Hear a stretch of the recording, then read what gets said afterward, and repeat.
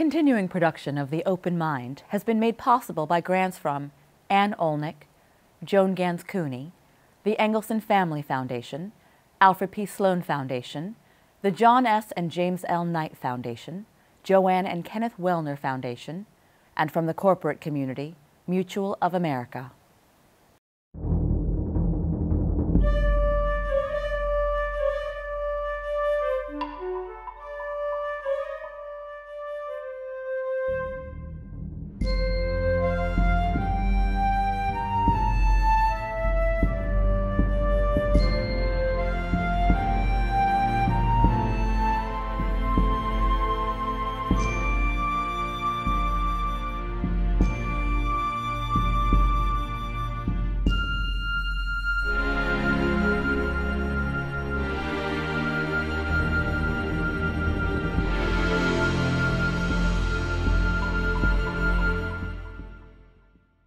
I'm Alexander Heffner, your host on The Open Mind. Our national security, the preservation of our republic, demands ever steadfast attention amid threats, foreign and domestic. My guest today is retired United States Marine Corps Brigadier General Stephen Cheney, CEO of the American Security Project, whose mission is to forge a bipartisan consensus on a new national security strategy that will restore America's leadership and ensure our security. In its overview of the central dilemma, the American Security Project concludes partisan bickering and age-old solutions simply won't solve our problems. America and the world needs an honest dialogue about security that is as robust as it is realistic. Cheney's career has spanned from artillery and training to commanding officer to enforcer of policy at the Pentagon, at the helm of our nation's armed forces, and I am eager to listen to the General's assessment of the challenges we face and how to enhance our readiness from nuclear and cyber to terrorism, lone wolf and sophisticated alike, to climate change. General, thank you for joining me today. Alexander, my privilege. I have to ask you to begin, in the wake of the announcement about trans members, it seemed to be an arbitrary announcement by the president, and it's not clear yet if it has the full weight of backing or blessing from the DOD. But at a time when we already have a deficit in recruitment, what was your reaction to the president's tweet that we would be banning service members who were trans? Yeah, Alexander, astonishment would perhaps best describe it. I ran recruiting for half the country for the Marines from '99 to 2001. And even then, it was tough recruiting kids today to come into the military. And my point to this is that today's young men and women that are serving are highly qualified. They're great people, but there aren't that many of them available.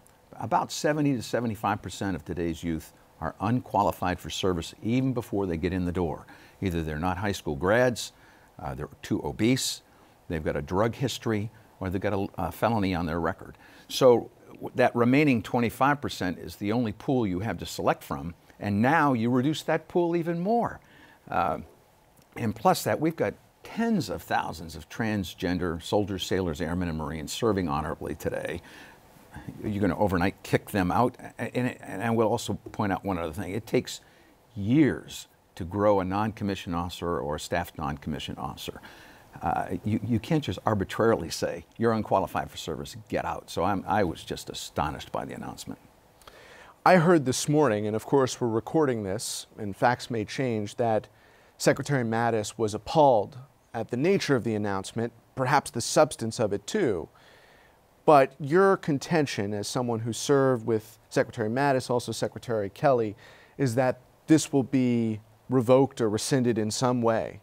Because it's just not feasible? Yeah, well, again... Besides perhaps being a moral calamity. Look at the numbers that are already in service today, and then overnight you're going to process them out under what discharge process, what kind of discharge you're going to get. I mean, there's so many legal questions here. It will be challenged in court, and my personal opinion is overturned in court.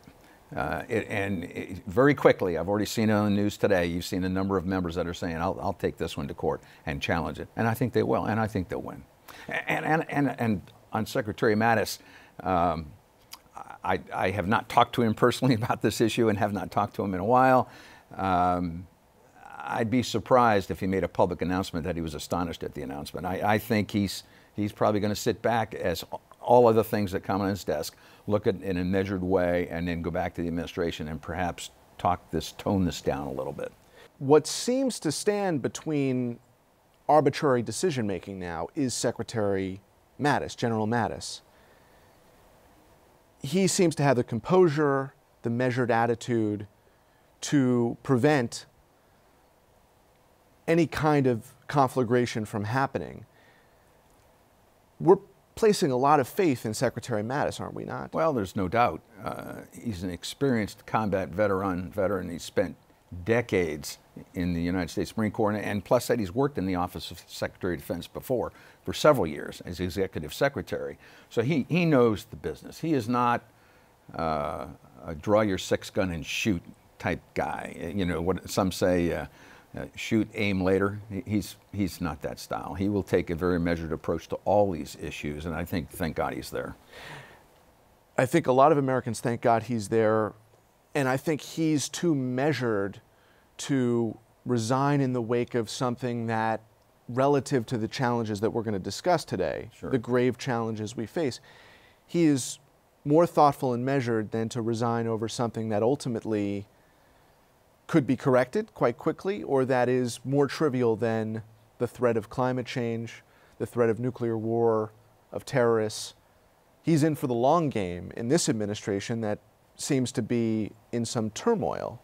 Yeah, Alexander, you hear the rumors all the time. Look at Secretary Tillerson and the rumors about Rexit, they call it now, and I think that's all just hype in the press. When the cabinet gets together with the cameras off and they're in the cabinet room, the situation room, they're mature people and they're going to talk and they're going to think things out. Despite what you hear from the president and the tweets, I think they're a bit more reserved and rational.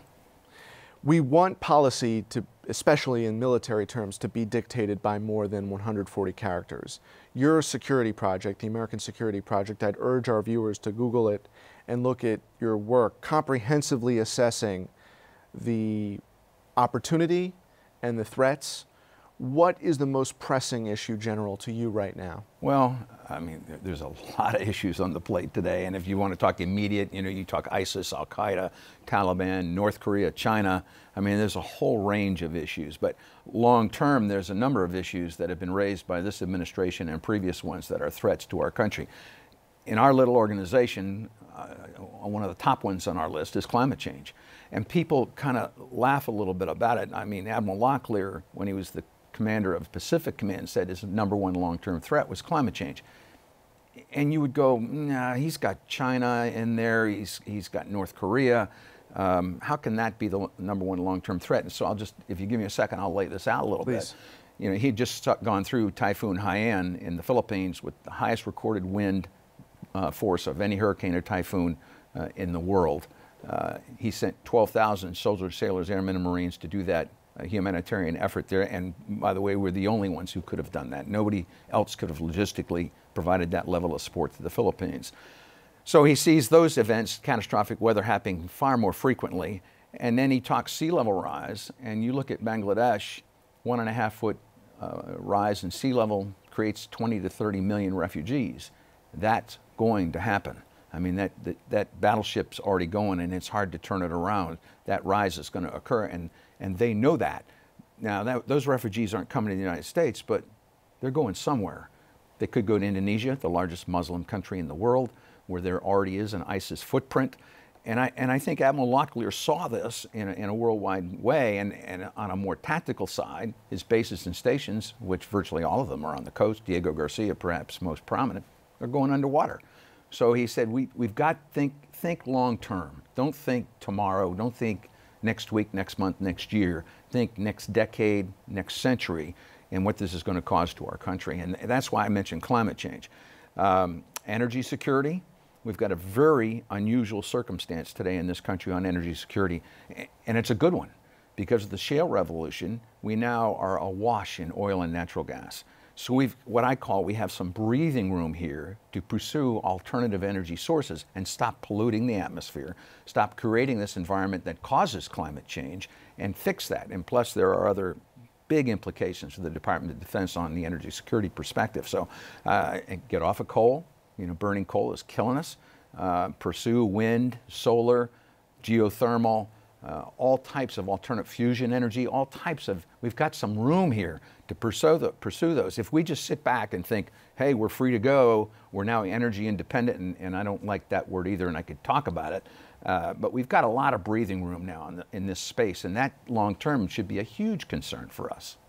What would your advice be for your peers in the community who are active now to consider these threats through that lens of long-term impact as opposed to short-term? Yeah, they've taken climate change into account through the Quadrennial Defense Review and our national security strategy, certainly over the last 8 years.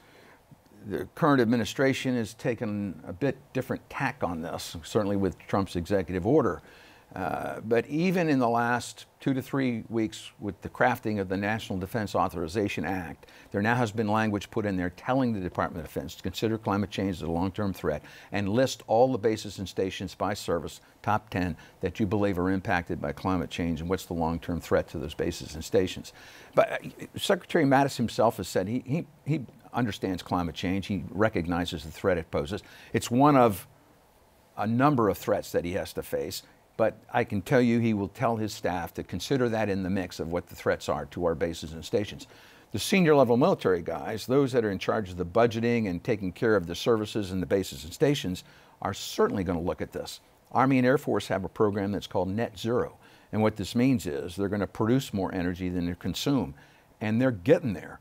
And it's a huge advantage. When I was a base commander at Parris Island, we were totally dependent on the local grid for electricity.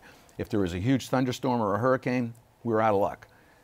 Wouldn't it be nice to not be dependent on that, for starters? Secondly, get off the fossil fuel and wean yourselves off of that dependency and create a more independent armed service. So, I mean, Alexander, there's some tremendous advantages to going to alternative energies and recognizing climate change for what it does. What are you and your chair, former Governor Christine Todd Whitman, hoping to accomplish with the project now? Yeah, you know, we were formed a little over 10 years ago by senators you'll all know, Kerry, Rudman, Hart, and Hagel, some names you're familiar with. And one of the reasons they put it together, bipartisan, 2 Republican, 2 Democrat, they said, yeah, but can we pull this out of the partisan side of the House? And who can we get to speak for the organization that'll take the politics away from these issues and talk national security? So they grabbed 8 generals and admirals, 3- and 4-star, recently retired, put them on the board and said, you guys get to talk. Don't talk as a Republican, don't talk as a Democrat, talk as a national security expert for those who have been there and done that. And we've retained that. We've kept a number of those are still on the board today.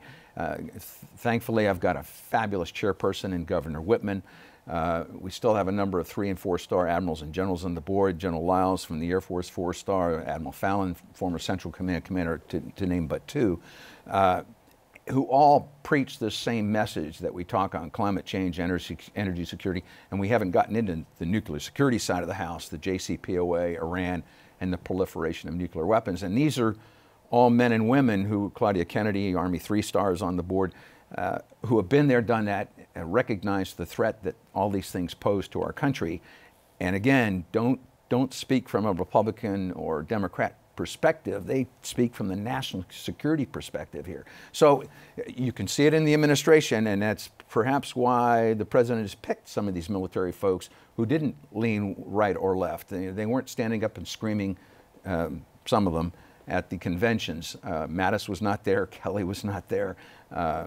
They are security professionals who've been in this business for 30 or 40 years or more in the case of Kelly and Mattis, who understand it. So from my little American Security Project, we continue to beat those drums on energy security, on climate change, and climate change has been a big one lately with the NDAA. The Iran JCPOA is another one that, you know, I will talk about that more if you want me to. Well, I did want you to weigh in on the nuclear issue and the nuclear threats that we face right now. Well, my organization obviously was a big-time supporter of the JCPOA. Of course, Secretary Kerry, having been one of the original founders and was on the board and is coming back to our board. And my point from a military perspective on this, wouldn't you far rather have people on the ground in the country that has that potential to develop a nuclear weapon than have no intelligence at all? And the contrast here is Iran and North Korea. In North Korea, we have nobody there. Our only visibility into them is through satellites, imagery, and what they announce and what we see. Whereas in Iran, there are IAEA inspectors in that country in almost all or every nuclear facility that they've got. Not Americans, I would point out. They're all from the IAEA, but they've all been trained in America. And they know what it takes to constitute a nuclear weapon and how to put that together. So you've got, I would say, it's intelligence on the ground in Iran. So for starters, from a military perspective, at least you've got somebody in country who can see what's going on and not have to rely on overhead imagery. That and it's worked. The JCPOA has worked. We've stopped them from building a weapon. We've limited their capability. And some would say, oh, they're just going to build another one in 5 or 10 years. I don't think so. Well, you would probably cite the recertification as an example of the necessity of that agreement. Absolutely, absolutely, and they are in compliance. And the more, Alexander, the more this goes on, and the more trade that goes on between the rest of society and Iran, the more they get involved in the monetary side of the house, the more they're dependent on this, and the more leverage you have over their society. So, and it's worked. I mean, those sanctions worked in the case of Iran. They went up and signed up to it. So the longer it goes, I think, actually, the better it is. Now, if you declare them in non-compliance and you drop out, you lose that leverage. Why do you think during the Obama tenure there was no progress made on North Korea? Oh, this is a great question. And I'll give you a couple of examples. When I worked in the Office of Secretary of Defense, and this was 92, 93, I was the Deputy Executive Secretary to then Secretaries Cheney and Aspen. I had a friend in the J2, which is intelligence, down in the Joint Chiefs of Staff. And about every other month he would run up to me and go, my God, they're massing on the borders. The South Korean army is there. We're going to have war in Korea. And this is before nuclear weapons now. And I'd go, you know, not so fast here. We're not going to, you know, raise the alarm bells and go crazy about this. Let's fast forward 10 years. We start to make progress with North Korea on limiting their nuclear capability and stopping them from having nuclear weapons. Well, those negotiations were dropped by the Bush administration, and sure enough, as the years go by, they build a nuclear weapon, and they now have nuclear weapons. Sure, it's obviously a threat when Kim Jong-un stands up and says he's going to send a missile to the United States nuclear capable. But I hate to equivocate this to the incumbent administration here. It's like tweets, so in the night. Don't get overly excited by this. We cannot overly react. Sure, it undoubtedly is a threat, certainly a closer threat to South Korea and Japan than to us. But long term, a much more mature approach goes about this. Some say they're irrational. They want to survive. When you look what happened with Gaddafi in Libya, eliminated his nuclear weapon status, and then he ends up going away. I think that's not lost on North Korea. So it takes a much broader perspective and approach to this than thinking we got to commit more troops, we've got to bomb their facilities. That's just not going to happen, not certainly in the near term, and not even for decades, in my opinion. But it appears to the onlooker that the Obama administration invested all of its capital in Iran when the greater threat now looms. And I'm just wondering what the rationalization of putting all of the chickens in that basket, all the eggs in that basket. I believe the Obama administration made a good faith effort to try to work with North Korea. Directly or through third parties? Well, I think both. Now, not being privileged to see what the intel is these days, so I've got no inside look to this, but I know there were overtures made to them through a number of back channels to work with them, and there still are today, by the way, none that are publicized, but we still try to work with the North Koreans and talk to them, not put in the press, I know those avenues are being approached. So I don't blame the Obama administration for this proliferation of nuclear weapons by North Korea. I blame Kim Jong-un and the follow-up to what his father was doing in this, and that he sees it as his only stake in survival here. Right now, I think diplomacy's got to be the way to go. China is certainly key. Russia is now a part player into this. You've got to use all those tools before you even think about the military side of the house. And I know Secretary Mattis feels the same way. I mean, you've got to really work the diplomatic side as hard as you can. When it comes to North Korea, Russia, and Iran to an extent, the word that comes up most often is sanctions. And, you know, not necessarily an effective response, but that's the word that Americans hear. We're going to vote on sanctions. So from your perspective, when it comes to the Russia and the North Korea threats, or at least our perception that those are geopolitical foes, Sure. Are sanctions enough? Yeah, I mean, because that's the mantra you hear. I don't think, can you tell our viewers, in fact, what that means? Yeah, it always seems like, okay, let's go back to sanctions and see what, but they worked right. in Iran. And Iran's a different story, of course, but when you squeeze them hard enough, you will recognize that it will work. You're withholding American products. Well, you're penalizing other countries who would trade with them, who want to trade with us or get involved in the international community. I'll give you another example, a little bit off the wall here, but it's Cuba, where we sanctioned them or embargoed them, and they would call it a blockade, and I was just there a couple of months ago, and it's crippled their economy. I mean, just crippled their economy. And people, other countries, are afraid to trade with Cuba because they want to trade with us. And we will not allow them to do that or get into the international banking system. And that same approach worked with Iran. That, well, if the EU is going to trade with Iran, but the U.S. is going to allow them from trading with us, maybe we won't trade with Iran. And that's where I say it's worked with Iran. But we already have sanctions against Russia that are active now, and North Korea. So I'm just... But North Korea is a different story. And it's a different story because of its border with China and with Russia. And this gets complicated, but China sees it also as a security issue. Do they want a U.S. presence on their border? Right. No, they don't. Do they see instability there and having 10 or 20 million of refugees flowing into the country? Nope, don't want that either. So they're in a very unusual position in this case. And are they obviously supporting and perhaps propping up the regime in North Korea? I'd say so. So we try to work with them, we try to lean on them, and in some cases, the latest tweets have been accurate on this. They're just not doing enough by our standards to do it. And we know that North Korea survives. Their dependency, I think, is almost entirely dependent on China, a little bit on Russia. But you've got to look at it from China's national security perspective too. So, I mean, it's a very tough question. Those three countries are interlinked in how Absolutely. we ought to formulate a new policy that can be effective. Absolutely. How do we do that? Well, I mean, not to say the same old thing. You keep applying pressure as best you can. You tell China, you work with China. If Kim Jong-un miniaturizes a nuclear weapon, puts it on a missile, and proves that he can pinpoint or hit U.S. with it, I'm not saying it's a tipping point, but that could be a point to go back to China and go, he can also hit you, he can hit Japan, he can hit South Korea. And at that stage, China may prefer regime change to the present reality. It's an interesting word, regime change. It's the same thing you talk about when I talk about Cuba.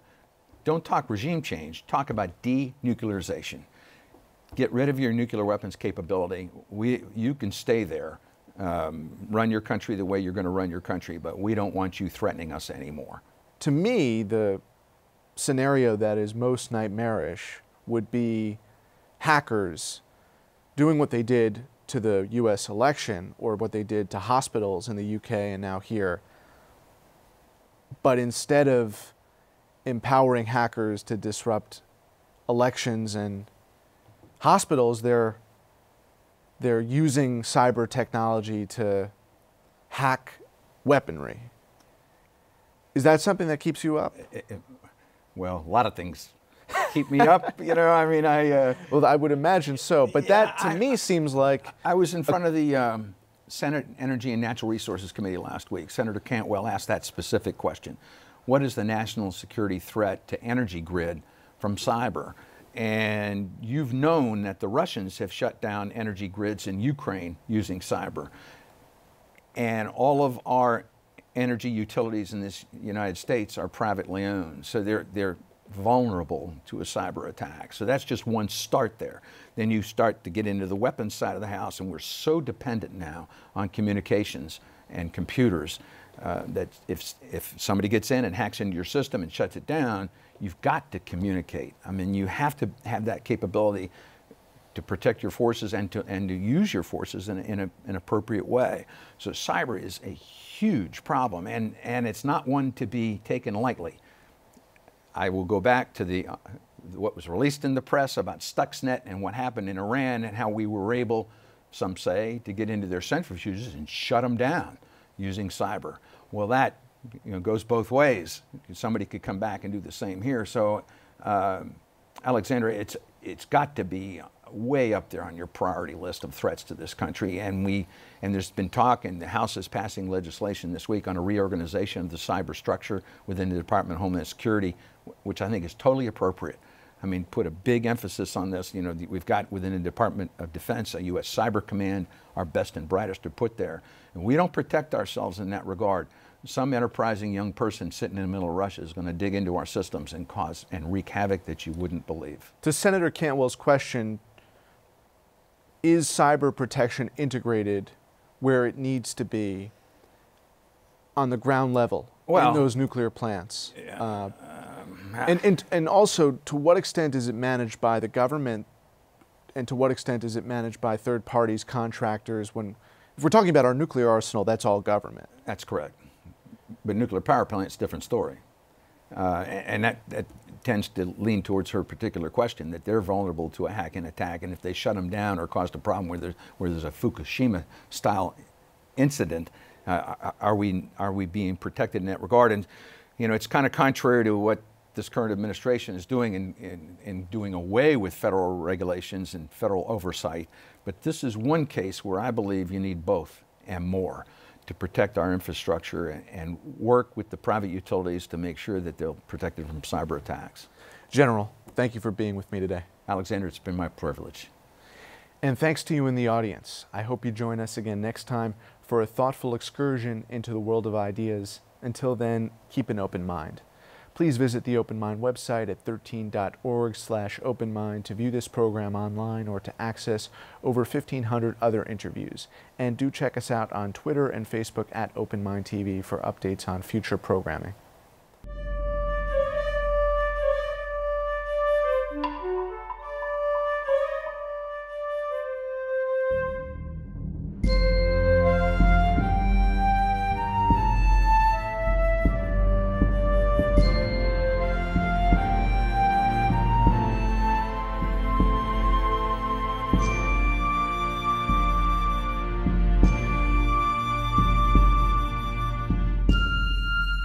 Continuing production of The Open Mind has been made possible by grants from Ann Olnick, Joan Gans Cooney, the Engelson Family Foundation, Alfred P. Sloan Foundation, the John S. and James L. Knight Foundation, Joanne and Kenneth Wellner Foundation, and to the corporate community Mutual of America.